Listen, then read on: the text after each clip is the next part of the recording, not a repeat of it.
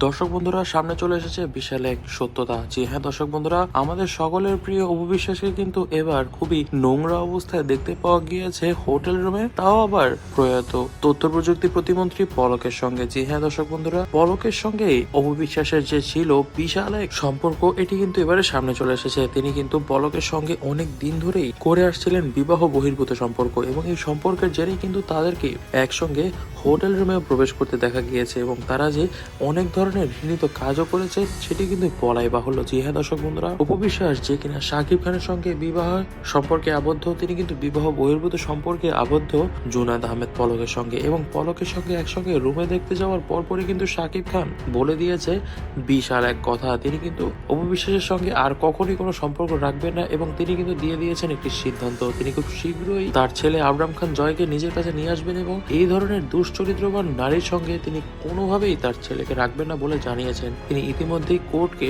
Writ দিয়েছেন যে তার ছেলেকে যেন তার কাছে ফিরিয়ে দেওয়া হয়, এবং তিনি তার ছেলের খেয়াল রাখবেন, কারণ তিনি কোনোভাবেই চান না দুশ্চরিত্রবান নারীর সঙ্গে থেকে তার ছেলেও আস্তে আস্তে দুশ্চরিত্রবান হয়ে উঠুক। তিনি এও রিট করেছেন যে খুব শীঘ্রই যেন একটি রিস্ট্রেনিং অর্ডার দেওয়া হয় অপু বিশ্বাসের বিরুদ্ধে, অর্থাৎ শাকিব খানের আশেপাশে যেন অপু বিশ্বাসের কখনো না হাঁটতে পারে, সেই ধরনের একটি রিস্ট্রেনিং অর্ডারও কিন্তু শাকিব খান পাস করাতে যাচ্ছে। তবে শাকিব খানের এত পাষণ্ড একটি নির্দেশনা কিন্তু আমরা অনেকদিন ধরেই এক্সপেক্ট করছিলাম, কারণ অপু বিশ্বাসের সঙ্গে পলকের যখনই এই ধরনের স্ক্যান্ডাল ভাইরাল হয়ে গিয়েছিল তার পরপরই কিন্তু আমরা সকলেই ভেবেছিলাম যে খুব শীঘ্রই এবার অপু বিশ্বাসের সঙ্গে শাকিব খানের সব সম্পর্ক শেষ হয়ে যাবে, এবং তাই কিন্তু হলো, এবং এই বিষয়ে কিন্তু খুশি শবনম বুবলি। জি হ্যাঁ দর্শক বন্ধুরা, অপু বিশ্বাসের সতীন অপু বুবলি কিন্তু ঠিকই এই বিষয়ে অনেক বেশি পরিমাণে খুশি, এবং তিনি কিন্তু এই ধরনের কিছু হোক এমনটাই চাইছিলেন, এবং তিনি কিন্তু একটি স্টেটমেন্ট দিয়েছেন তার মধ্যে এই ধরনের বহির্ভূত সম্পর্কে যদি অপু বিশ্বাস থাকতেই চায় তাহলে কিসের জন্য তিনি শাকিব খানের সঙ্গে নিজের নাম জড়িয়ে রেখেছে। এবং দর্শক বন্ধুরা, যেই কথা সেই কাজ, বুবলিও কিন্তু